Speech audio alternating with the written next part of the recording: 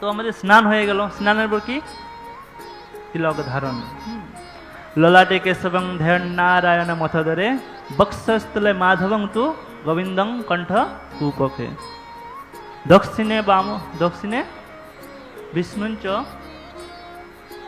বিষ্ণুঞ্চ বাহো চ মধুসূদনম ত্রিবিক্রমং কন্ধরে তু বামনং বাম পার্শ্বকে।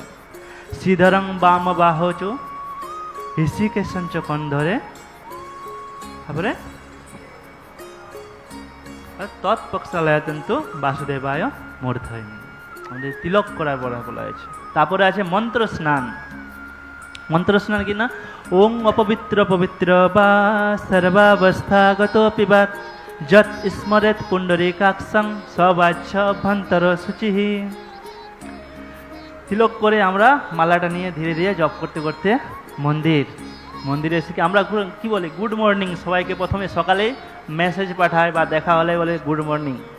আরে গুড কি করে হবে, যতক্ষণ না আমরা ভগবানের সঙ্গে যুক্ত হচ্ছি দিনটা আমাদের ভালো কীভাবে কাটবে। তাই আমরা সকালে এসে পুরো ভগবান শঙ্খ বাজে, কি সুন্দর ধীরে ধীরে পর্দা সরে যায়, ভগবানকে দর্শন করে আমাদের দিনটা শুভ গুড হয়ে যায়।